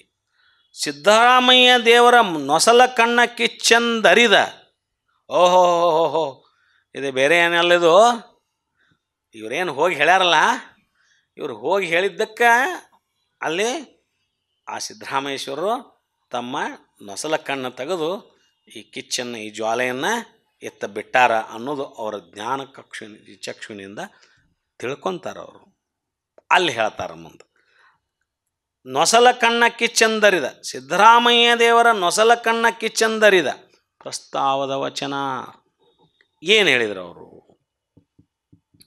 ಕಾಯ ಗುಣ ಒಳೆದು ಮಾಯದ ಮದ ಮುರಿದು, ಕಾಯ ಗುಣ ಒಳೆದು ಮಾಯದ ಮದ ಮುರಿದು ಕಾಮ ಕ್ರೋಧಗಳೆಲ್ಲವೂ ಹೆರಹಿಂಗಿ ಹೋದವು, ಅಂಗವೆಲ್ಲವೂ ಲಿಂಗಲೀಯವಾಗಿ ಕಂಗಳ ಕಳೆಯ ಬೆಳಗಳಿದು ಗುಹೇಶ್ವರನ ವಿರಹ ದುರಿಯೊಳಗೆ ಬೆಂದವರ ಮರಳಿ ಸುಟ್ಟೆನೆಂಬ ಸಿದ್ದರಾಮಯ್ಯ ಮರಳು ನೋಡ.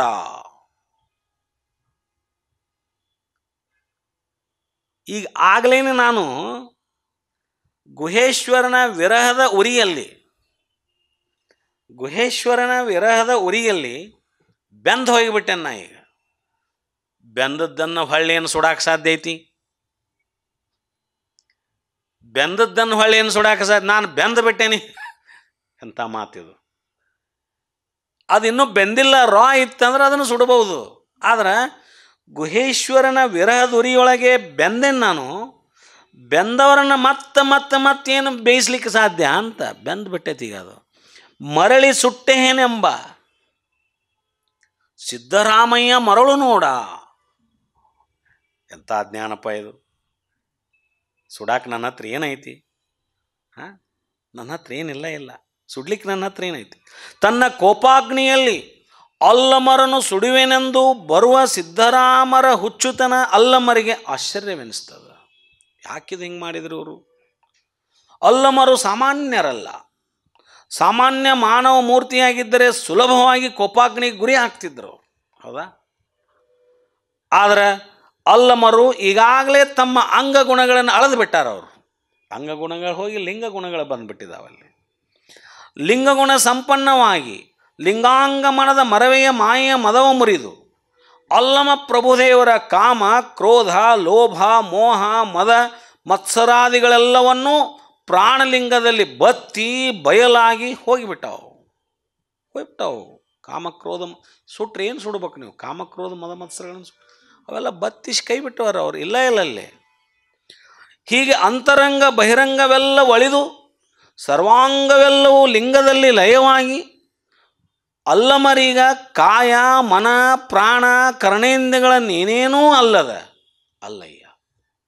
ಅವರಿವೇನೂ ಅಲ್ಲ ಅಂತ ಅಲ್ಲಯ್ಯ. ಭೌತಿಕ ಕಣ್ಣಿನ ಕಳೆ ಎಳೆದು ಶಿವಲಿಂಗ ದೃಷ್ಟಿ ಅಳವಟ್ಟು ಹೀಗೆ ಪರಶಿವನೆಂಬ ಲಿಂಗದ ವಿರಹದುರಿಯಲ್ಲಿ ಬೆಂದು ಪರಶಿವಲಿಂಗವೇ ತಾವಾಗಿ ಬಿಟ್ಟ ಮೇಲೆ, ಅದರಂತೆ ತಾವೇ ಸ್ವಯಲಿಂಗ ಆದಮೇಲೆ ಲಿಂಗಾಗ್ನಿಯಲ್ಲಿ ಸುಟ್ಟ ಮರಳಿ ಮತ್ತೆ ಅವ್ರನ್ನ ಸುಡಲಿಕ್ಕೆ ಏನು ಸಾಧ್ಯ ಐತಪ್ಪ? ಈಗಾಗಲೇ ನಾನು ಎಲ್ಲ ನನ್ನ ಅವಗುಣಗಳನ್ನು ಕಳ್ಕೊಂಡ್ಬಿಟ್ಟವನ್ನ ಹೊಳ್ಳಿ ಏನು ನೀವು ಸುಡೋದೈತಿ?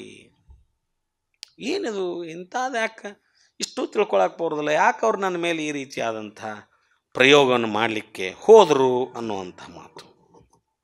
ಮುಂದೆ ತಾಪತ್ರಯದಲ್ಲಿ ಬೆಂದ ಒಡಲ ಹಿಡಿದು ತಂದು ಜ್ಞಾನವೆಂಬ ಊರಿಗೆ ಆಹುತಿಯ ಕೊಟ್ಟವನ, ಜ್ಞಾನವೆಂಬ ಕಾಯವ ಹಿಡಿದು ನಿಶೂನ್ಯವೆಂಬ ತೇಜದಲ್ಲಿ ಸುಟ್ಟವನ, ನಿಶೂನ್ಯವೆಂಬ ಶಬ್ದವ ಸುಟ್ಟು ಭಸ್ಮವ ಧರಿಸಿದ ಲಿಂಗೈಕ್ಯನ. ನೋಡಿ ಅಂಥ ಸ್ಥಿತಿ ಇದು.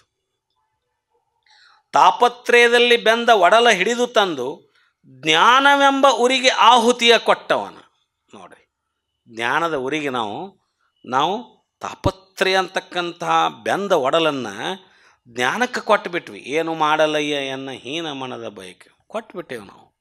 ಅರಿವೆಂಬ ಬೆಂಕಿಯನ್ನು ಕೊಟ್ಟುಬಿಟ್ಟೇವು ನಾವು. ಅರಿವೆಂಬ ಬೆಂಕಿಯನ್ನು ಕೊಟ್ಟ ಮೇಲೆ, ಆ ಊರಿಗೆ ಆಹುತಿ ಕೊಟ್ಟ ಮೇಲೆ, ಜ್ಞಾನವೆಂಬ ಕಾಯವ ಹಿಡಿದು ನಿಶೂನ್ಯನೆಂಬ ತೇಜದಲ್ಲಿ ಸುಟ್ಟವನ, ನಿಶೂನ್ಯವೆಂಬ ಶಬ್ದವ ಸುಟ್ಟು ಭಸ್ಮವ ಧರಿಸಿದ ಲಿಂಗೈಕ್ಯನ, ಲೋಕದ ಸ್ಥಿತಿಗತಿಯ ಮರೆದು ನಿರ್ವಾಣದಲ್ಲಿ ನಿಂದವನ, ಗುಹೇಶ್ವರ ಲಿಂಗದಲ್ಲಿ ತನ್ನ ಮರೆದ ಅಲ್ಲಯ್ಯನ, ಗುಹೇಶ್ವರ ಲಿಂಗದಲ್ಲಿ ತನ್ನನ್ನು ತಾನು ಬೆರೆದುಕೊಂಡಂತಹ ಅಲ್ಲಯ್ಯನ ಕೋಪದ ಕಿಚ್ಚಿನಲ್ಲಿ, ಇಂಥ ಅಲ್ಲಮನನ್ನು ಕೋಪದ ಕಿಚ್ಚಿನಲ್ಲಿ ಸುಟ್ಟೆನೆಂಬ ಸಿದ್ದರಾಮಯ್ಯನೇನೆಂಬೆನು? ಮತ್ತು ಅವರ ಪ್ರಶ್ನೆ ಮಾಡ್ಕೊತಾರೆ. ಇಂಥ ಅಲ್ಲಂ ನಾನು ಯಾರು ಅನ್ನೋದನ್ನು ಬಣ್ಣಿಸ್ಕೊತಾರವ್ರು. ನನ್ನಲ್ಲಿ ಏನೂ ಉಳದೇ ಇಲ್ಲ, ಇಂಥನ್ನ ಸುಡ್ತೀನಿ ಅಥವಾ ನನ್ನ ಅವಗುಣಗಳನ್ನು ಕಳಿತೀನಿ ಅನ್ನುವಂಥ ಈ ಒಂದು ಸಾಹಸಕ್ಕೆ ಯಾಕೆ ಕೈ ಹಾಕಿದರು? ಕೋಪದ ಕಿಚ್ಚಿನಲ್ಲಿ ಸುಟ್ಟೇನೆಂಬ ಸಿದ್ದರಾಮಯ್ಯನೇನೆಂಬೆನು. ಏನನ್ಬೇಕು ನಾ ಇವರಿಗೆ ಏನು ಅನ್ನೋದೈತಿ? ಇಂತು ತಮ್ಮ ಮಹಾತ್ಮೆಯ ನಿರೂಪಿಸುತ್ತಿದ್ದ ಪ್ರಭುದೇವರು ಸಿದ್ದರಾಮಯ್ಯ ದೇವರ ಗರ್ವ ಮುರಿದು ನೊಸಲ ಕಣ್ಣಿನ ಮಹಾಜ್ವಾಲೆಯನ್ನು ತಮ್ಮ ಶ್ರೀಪಾದದೊಳಗಡಗಿಸಿಕೊಂಡ ಪ್ರಸ್ತಾವದ ವಚನ. ಆ ಜ್ವಾಲೆ ಅವ್ರ ಹತ್ರ ಬರುವಾಗ ಇವೆರಡು ವಚನಗಳನ್ನು ಹೇಳ್ತಾರವ್ರು. ಏನಿದೆ ಅಲ್ಲ, ಇಂಥದ್ದು ಯಾಕೆ ಮಾಡಿದರು? ಕಾಯಗುಣ ಒಳೆದು ಮಾಯದ ಮದ ಮುರಿದು ಕಾಮಕ್ರೋಧಗಳೆಲ್ಲವೂ ಹೆರೆಹಿಂಗಿ ಹೋದವು, ಅಂಗವೆಲ್ಲವೂ ಲಿಂಗಲೀಯವಾಗಿ ಕಂಗಳ ಕಳೆಯ ಬೆಳೆಗಳೆದು ಗುಹೇಶ್ವರನ ವಿರಹದುರಿಯೊಳಗೆ ಬೆಂದವರ ಮತ್ತೆ ಮತ್ತೆ ಸುಡ್ತೇನೆ ಅನ್ನುವಂಥ ಭ್ರಮ ಏನು ಅಂತ ಒಂದು ಪ್ರಶ್ನೆ ಹಾಕ್ಕೊಂಡ್ರು. ಎರಡನೇದ್ದು, ತಾಪತ್ರಯದಲ್ಲಿ ಬೆಂದ ಒಡಲ ಹಿಡಿದು ತಂದ ಜ್ಞಾನವೆಂಬ ಉರಿಗೆ ಆಹುತಿಯ ಕೊಟ್ಟವನು. ನನ್ನಷ್ಟಕ್ಕೆ ನಾನು ಆಹುತಿ ಕೊಟ್ಟವನು ಬಿಟ್ಟೇನೆ ಆ ಉರಿಗೆ, ಜ್ಞಾನದ ಉರಿಗೆ. ಜ್ಞಾನವೆಂಬ ಕಾಯವ ಹಿಡಿದು ನಿಶೂನ್ಯನೆಂಬ ತೇಜದಲ್ಲಿ ಸುಟ್ಟವನ. ನಿಶೂನ್ಯನೆಂಬ ಶಬ್ದವ ಸುಟ್ಟು, ಆ ಶಬ್ದವನ್ನು ಸುಟ್ಟು ನಾನು ನಿಶೂನ್ಯನು ಶಬ್ದವನ್ನು ಭಸ್ಮ ಮಾಡಿ ಸುಟ್ಟು ಭಸ್ಮವ ಧರಿಸಿದ ಲಿಂಗೈಕ್ಯನ ನಿಜಲಿಂಗೈಕ್ಯನ. ಲೋಕದ ಸ್ಥಿತಿಯ ಗತಿಯ ಮರೆದು ನಿರ್ವಾಣದಲ್ಲಿ ನಿಂದವನ. ಲೋಕದ ಸ್ಥಿತಿಗತಿನ ಮರೆತು ಬಿಟ್ಟೆ ನಾನು, ಏನೈತೆ ಅಂತ ನಿರ್ವಾಣದಲ್ಲಿದ್ದಂಥವು ನಾನು. ಇಂಥವನ್ನ ಗುಹೇಶ್ವರ ಲಿಂಗದಲ್ಲಿ ತನ್ನ ಮರೆದ ಅಲ್ಲಯ್ಯನ ಮುಂದೆ ಹೇಳ್ಕೊತಾರವ್ರು. ಮತ್ತೇನೇನು ಹೇಳ್ಕೊಂಡ್ರು ಅವರು? ಏನೇನು ಹೇಳ್ಕೊಂಡ್ರು? ಲೋಕದ ಸ್ಥಿತಿಗತಿಯ ಮರೆದು ನಿರ್ವಾಣದಲ್ಲಿ ನಿಂತ ಅಂಥವನ್ನ, ಗುಹೇಶ್ವರ ಲಿಂಗದಲ್ಲಿ ತನ್ನನ್ನೇ ತಾನು ಮರೆತು ನಿಂತ ಈ ಅಲ್ಲಯ್ಯನನ್ನು ಕೋಪದ ಕಿಚ್ಚಿನಲ್ಲಿ ಸುಟ್ಟೇಹನೆಂಬ ಸಿದ್ದರಾಮಯ್ಯನೇನೆಂಬೆ ಅಂತ ಇವೆರಡು ಪ್ರಶ್ನೆಗಳನ್ನು ಸಿದ್ದರಾಮೇಶ್ವರ ಕುರಿತು ಅವರು ಅದು ಏನಂದರೆ ಮರುಕಪಟ್ಟಾದರೂ ಆಯಿತು, ಸಿಟ್ಟಿನಿಂದ ಆದರೂ ಆಯಿತು, ಅವರ ಅಜ್ಞಾನದ ಇವೆಲ್ಲ ರಸಗಳನ್ನು ಭಾವರಸಗಳನ್ನು ತುಂಬಿಕೊಂಡು ಇವೆರಡು ವಚನಗಳನ್ನು ಹೇಳಿ ಆದಮೇಲೆ ಮುಂದವರು ತಮ್ಮತ್ರ ಬರ್ತಕ್ಕಂಥ ಆ ಮಹಾಜ್ವಾಲೆಯನ್ನು ತಮ್ಮ ಶ್ರೀಪಾದದಲ್ಲಿ ಅಡಗಿಸಿಕೊಂಡು ಇರ್ತಕ್ಕಂಥ ಘಟನೆ ಏನು ಮಾಡ್ತೀವಲ್ಲ, ಅದನ್ನು ಶ್ರೀಪಾದದಲ್ಲಿ ಅಡಗಿಸಿಕೊಂಡ ಮೇಲೆ ಕೊಳ್ಳುವಾಗ ಅವರು ಯಾವ ವಚನವನ್ನು ಇಲ್ಲಿ ನುಡಿತಾರೆ, ಯಾವ ಮಾತುಗಳನ್ನು ಆಡ್ತಾರೆ ಪ್ರಭುದೇವರು ಅನ್ನೋದನ್ನು ಮುಂದಿನ ವಾರದಲ್ಲಿ ನಾವು ನೋಡೋಣ. ಎಲ್ಲರಿಗೂ ಶರಣಾರ್ಥಿ. ಉರಿಯ ಕೊಳ್ಳೆಯ ಕೊಂಡು ತಲೆಯ ಹಿಕ್ಕು ಬಿಡಿಸಿಕೊಂಬಂತೆ, ಹಾವಿನ ಹೆಡೆಗಳ ಕೊಂಬು ಕೆನ್ನೆಯ ತುರಿಸಿಕೊಂಬಂತೆ, ಹುಲಿಯ ಮೀಸೆಯ ನೀಡಿದು ಉಯ್ಯಾಲೆಯಾಡಿದಂತೆ ಮರೆತು ಶರಣರೊಡನೆ ಸರಸವಾಡಿದರೆ ಸುಣ್ಣದ ಕಲ್ಲು ಮಡಲಲ್ಲಿ ಕಟ್ಟಿಕೊಂಡು ಮಡವ ಬಿದ್ದಂತೆ ಕೂಡಲ ಸಂಗಮ ದೇವ. ಇಲ್ಲಿವರೆಗೂ ಅಲ್ಲಮಹಾಪ್ರಭುದೇವರು ಮತ್ತು ಸಿದ್ದರಾಮೇಶ್ವರ ಸಂಭಾಷಣೆ ಅನುಭವ ನೀಡಿರ್ತಕ್ಕಂಥ ಡಾಕ್ಟರ್ ಶಂಭು ಹೆಗ್ಡಾಳ್ ಅವರಿಗೆ ಅನಂತಕೋಟಿ ಶರಣಾರ್ಥಿಗಳನ್ನು ತಿಳಿಸ್ತಾ ಅವರಿಗೆ ಧನ್ಯವಾದಗಳನ್ನು ಅರ್ಪಿಸ್ತಾ ಇದ್ದೇನೆ. ಆಗಮಿಸಿದ ತಮ್ಮೆಲ್ಲರಿಗೂ ಮತ್ತು ಆನ್ಲೈನಲ್ಲಿ ವೀಕ್ಷಣೆ ಮಾಡಿ ಎಲ್ಲ ಆನ್ಲೈನ್ ವೀಕ್ಷಕರಿಗೂ ಕೂಡ ಶರಣಾರ್ಥಿಗಳನ್ನು ತಿಳಿಸಿ ತಮ್ಮೆಲ್ಲರಿಗೂ ಕೂಡ ಧನ್ಯವಾದಗಳನ್ನು ಅರ್ಪಿಸ್ತಾ ಇದ್ದೇನೆ. ಇನ್ನು ನಾಳೆ ದಿನಾಂಕ 25/5/2025 ರವಿವಾರ ಸಂಜೆ 6 ಗಂಟೆಗೆ ಬಸವ ಸಮಿತಿ ಕಲಬುರಗಿ ವತಿಯಿಂದ ವಿಷಯ ವಿಶ್ವ ಬಸವ ಜಯಂತಿ 2025 ಸಮಾರೋಪ ಸಮಾರಂಭ. ದಿವ್ಯ ಸಾನ್ನಿಧ್ಯ ಮಹಾಮಹಿಮ ಸಂಗನ ಬಸವಣ್ಣನವರು, ಅಧ್ಯಕ್ಷತೆ ಶ್ರೀ ಲಿಂಗರಾಜ್ ಬಿ ಅಪ್ಪ, ಶ್ರೀ ಶರಣಬಸವೇಶ್ವರ ಸಂಸ್ಥಾನ ಕಲಬುರ್ಗಿ. ಸಮಾರೋಪ ನುಡಿ ಶ್ರೀ ಶಶಿಧರ್ ಕರವೀರ್ ಶೆಟ್ಟರ್, ಸಂಚಾಲಕರು ಗುರು ಬಸವ ಮಂಟಪ ಟ್ರಸ್ಟ್ ಹುಬ್ಬಳ್ಳಿ. ಉಪಸ್ಥಿತಿ ಶ್ರೀ ವಿಲಾಸ್ವತಿ ಕೂಬಾ, ಅಧ್ಯಕ್ಷರು ಬಸವ ಸಮಿತಿ ಕಲಬುರ್ಗಿ. ಡಾಕ್ಟರ್ ವೀರಣ್ಣ ದಂಡೆ, ನಿರ್ದೇಶಕರು ಡಾಕ್ಟರ್ ಬಿ ಡಿ ಜತ್ತಿ, ವಚನ ಅಧ್ಯಯನ ಮತ್ತು ಸಂಶೋಧನಾ ಕೇಂದ್ರ ಕಲಬುರ್ಗಿ. ಡಾಕ್ಟರ್ ಜಯಶ್ರೀ ದಂಡೆ, ಉಪಾಧ್ಯಕ್ಷರು ಕಲಬುರ್ಗಿ ಬಸವ ಸಮಿತಿ. ಡಾಕ್ಟರ್ ಕೆ ಎಸ್ ವಾಲಿ, ಪ್ರಧಾನ ಕಾರ್ಯದರ್ಶಿಗಳು ಕಲಬುರ್ಗಿ. ಈ ಕಾರ್ಯಕ್ರಮಗಳನ್ನು ತಾವು ವೀಕ್ಷಿಸಬೇಕಂತ ಹೇಳ್ತಾ, ಇನ್ನು ನಾಡಿದ್ದು ದಿನಾಂಕ 26/5/2025 ಸೋಮವಾರ ಸಂಜೆ 6 ಗಂಟೆ ಬಸವ ಸಮಿತಿ ಬೆಂಗಳೂರಿನಿಂದ ನಿಜಾಚರಣೆಗಳ ಸಂಚಿಕೆ 5, ವಿಷಯ ಜಾತಿಯಿಂದ ನೀತಿಯೆಡೆಗೆ. ಅನುಭವ ಪೂಜ್ಯ ಶ್ರೀ ಶಿವರುದ್ರ ಮಹಾಸ್ವಾಮಿಗಳು, ಅಧ್ಯಕ್ಷರು ಬೇಲಿಮಠ ಮಹಾಸಂಸ್ಥಾನ ಮಠ ಬೆಂಗಳೂರು. ಅಧ್ಯಕ್ಷತೆ ಶ್ರೀ ಅರವಿಂದ್ ಜತ್ತಿ, ಅಧ್ಯಕ್ಷರು ಬಸವ ಸಮಿತಿ ಬೆಂಗಳೂರು. ಎಲ್ಲ ಕಾರ್ಯಕ್ರಮಗಳನ್ನು ತಾವೆಲ್ಲ ವೀಕ್ಷಣೆ ಮಾಡಬೇಕಂತಮ್ಮಲ್ಲಿ ವಿನಂತಿಸಿಕೊಳ್ತಾ, ಈಗ ವಚನ ಮಂಗಲ ನಿರಂಜನ್ ಹಂಚನಾಳ್ ಇವರಿಂದ. ಭೂಮಿ ನಿನ್ನದಲ್ಲ, ಹೇಮ ನಿನ್ನದಲ್ಲ, ಕಾಮಿನಿ ನಿನ್ನವಳಲ್ಲ. ಭೂಮಿ ನಿನ್ನದಲ್ಲ, ಹೇಮ ನಿನ್ನದಲ್ಲ, ಕಾಮಿನಿ ನಿನ್ನವಳಲ್ಲ. ಅವು ಜಗಕ್ಕಿಕ್ಕಿದಾವಿದಿ, ಅವು ಜಗಕ್ಕಿಕ್ಕಿದಾವಿದಿ. ಭೂಮಿ ನಿನ್ನದಲ್ಲ, ಹೇಮ ನಿನ್ನದಲ್ಲ, ಕಾಮಿನಿ ನಿನ್ನವಳಲ್ಲ. ನಿನ್ನ ಒಡವೆ ಎಂಬುದು ಜ್ಞಾನರತ್ನ, ನಿನ್ನ ಒಡವೆ ಎಂಬುದು ಜ್ಞಾನರತ್ನ.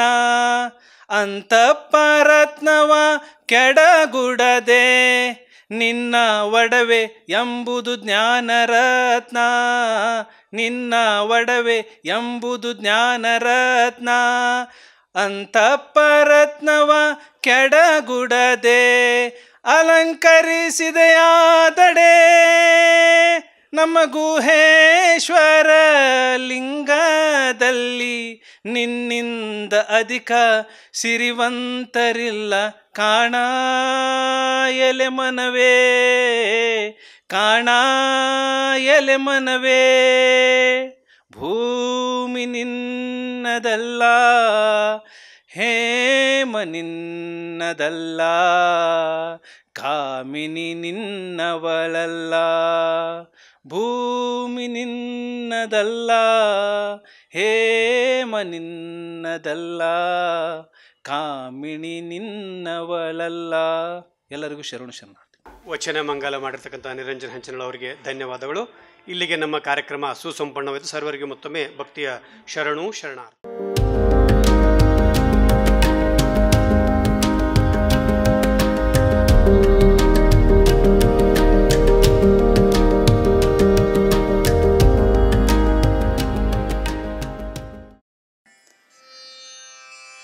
ಬಸವ ಬಸವ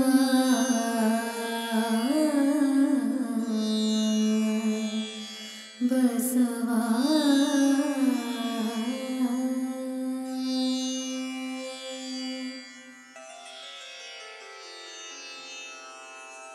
ಹರ ಬಸವಾಯ ನಮಃ, ಪ್ರಭು ಬಸವಾಯ ನಮಃ, ಗುರು ಬಸವಾಯ ನಮಃ, ಲಿಂಗ ಬಸವಾಯ ನಮಃ, ಜಂಗಮ ಬಸವಾಯ ನಮಃ, ಭಸ್ಮ ಬಸವಾಯ ನಮಃ, ರುದ್ರಾಕ್ಷಿ ಬಸವಾಯ ನಮಃ, ಮಂತ್ರ ಬಸವಾಯ ನಮಃ, ಪಾದೋದಕ ಬಸವಾಯ ನಮಃ, ಪ್ರಸಾದ ಬಸವಾಯ ನಮಃ, ಚಿನ್ನಿಧಿ ಬಸವಾಯ ನಮಃ, ಚಿನ್ನಾದ ಬಸವಾಯ ನಮಃ, ಚಿದ್ಬಿಂದು ಬಸವಾಯ ನಮಃ, ಚಿತ್ಕಲ ಬಸವಾಯ ನಮಃ, ಚಿದಂಗ ಬಸವಾಯ ನಮಃ,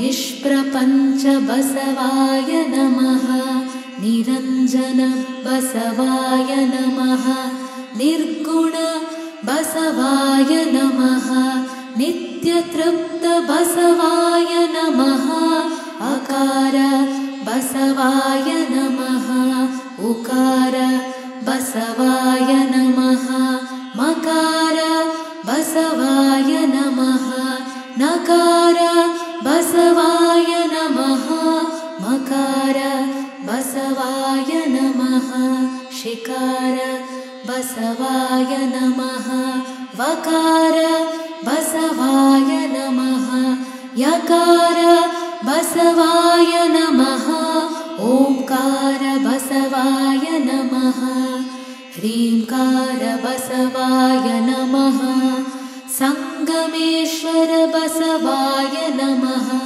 ಪ್ರತ್ಯಕ್ಷ ಕಪಿಲ ಸಿದ್ಧ ಮಲ್ಲಿಕಾರ್ಜುನ ಬಸವಾಯ ನಮೋ ನಮಃ.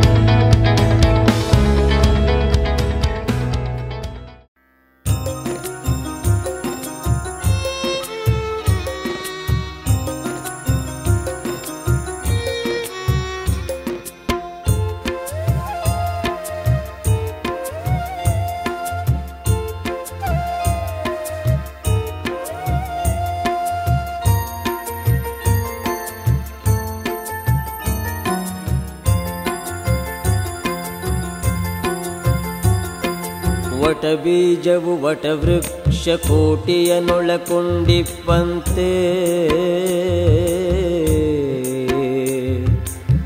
ಸೆಟೆಯಿಂದಲಾದ ಜಾಂಡ ಕೋಟಿಯನೊಳಕೊಂಡಿಹ ಲಿಂಗವೇ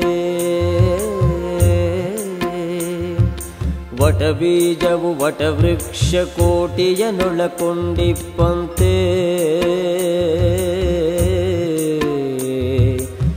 ಸೆಟೆಯಿಂದಲಾದ ಜಾಂಡ ಕೋಟಿಯನೊಳಕೊಂಡಿಹ ಲಿಂಗವೇ ವಟಬೀಜವು ವಟವೃಕ್ಷ ಕೋಟಿಯನೊಳಕೊಂಡಿಪ್ಪಂತೆ ಸೆಟೆಯಿಂದಲಾದ ಜಾಂಡ ಕೋಟಿಯನೊಳಕೊಂಡಿಹ ಲಿಂಗವೇ ಲಿಂಗವೇ.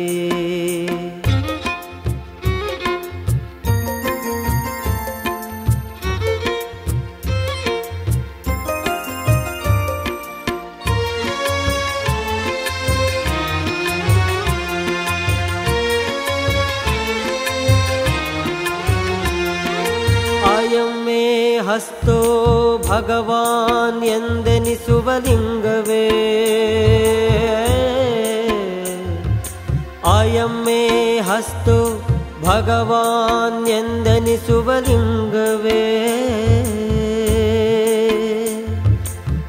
ಚಕಿತಮಭಿದತ್ತೆ ಶ್ರುತಿರಪಿ ಎಂದೆನಿಸುವ ಲಿಂಗವೇ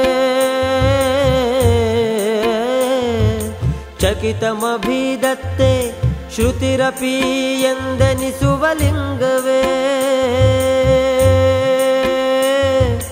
ಎನ್ನ ಕರಸ್ಥಲಕ್ಕೆ ಬಂದು ಸೂಕ್ಷ್ಮವಾದೆ ಎನ್ನ ಕರಸ್ಥಲಕ್ಕೆ ಬಂದು ಸೂಕ್ಷ್ಮವಾದೆ ಉರಿಲಿಂಗ ಪೆದ್ದಿ ಪ್ರಿಯ ವಿಶ್ವೇಶ್ವರ ಉರಿಲಿಂಗ ಪೆದ್ದಿ ಪ್ರಿಯ ವಿಶ್ವೇಶ್ವರ ವಟಬೀಜವು ವಟವೃಕ್ಷ ಕೋಟಿಯನೊಳಕೊಂಡಿಪ್ಪಂತೆ ಸೆಟೆಯಿಂದಲಾದ ಜಾಂಡ ಕೋಟಿಯನೊಳಕೊಂಡಿಹ ಲಿಂಗವೇ ಲಿಂಗವೇ